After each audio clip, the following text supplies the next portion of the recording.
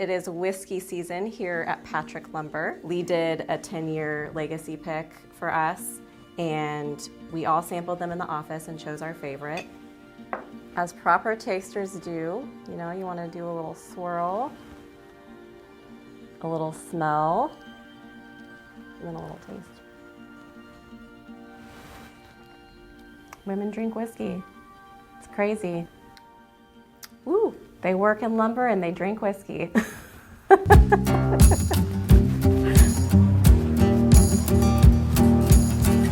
So here in the airport, it gives a great example of what we in the industry like to call biophilia, which is essentially a feeling of calm, grounding, and peace.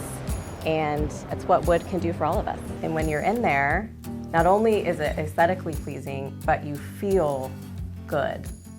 Like nature is grounding. It makes you feel calm. Like I get a very big sense of calm when I'm in the airport now, which who really feels calm in an airport?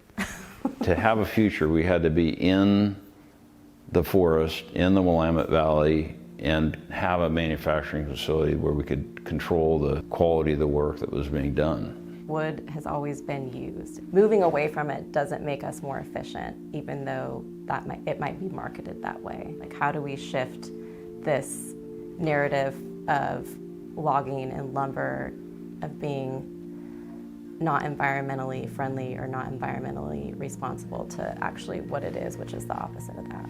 So my grandfather was a lumber broker. He founded one called Tumac Lumber in 1959. So he was kind of my mentor, and his big thing was integrity. He said that you have that, and it's a free pass when you come in this industry, but you can lose it really quickly. So your reputation and trust is very, very important. And I think that speaks to just how you operate in general as a company or as an individual in this industry. Like buy local that's a easy thing to do if you're in wood products and you're thinking about, like, there's this massive amount of wood here. Why would you be bringing wood from anywhere else in the world to consume in Oregon when we have everything you could possibly want here? So I grew up on the southern Oregon coast, and my dad is an airplane mechanic, and the airport is next to a Doug fir sawmill. And so I grew up seeing that. And then when I got the job at Patrick Lumber, we put two and two together and realized that the sawmill down in Bandon is one of our main mill partners at Patrick. So it was a really cool,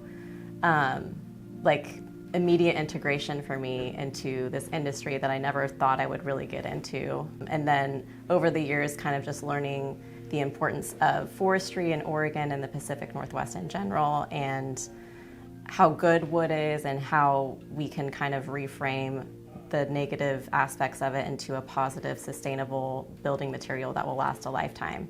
It's a virtual handshake. It's picking up the phone when a client calls and, committing to them to deliver what they need. Or if a sawmill needs to sell 10 loads of lumber and we are committed to buy it, they know they're going to get paid.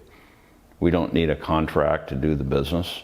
If we have sent a bottle of whiskey to somebody and for whatever reason they don't receive one the next year, they will be asking about it. And it's usually because the sales haven't been as good as they were the previous year. So we kind of have a little bit of, if you want to get your whiskey bottle, you got to get your numbers up, so we can do a fun little bribe that way. They didn't know where it was coming from. They just saw it on our label. A lot of people would ask, what is this? And in very little writing it says Bull Run Distillery. So, now I think most clients know where it's come from. They probably bought more of the whiskey somewhere else because it's like, where can I get more? I drank my bottle already. But for us, it was just natural. We didn't spend much time thinking about it. So after we choose our bottle, we pick the label out, and then Bull Run does all the rest, and we send it out. They definitely want that bottle every year. Yeah, there's no question they're getting it. The ones I send it to they're definitely expecting it every year.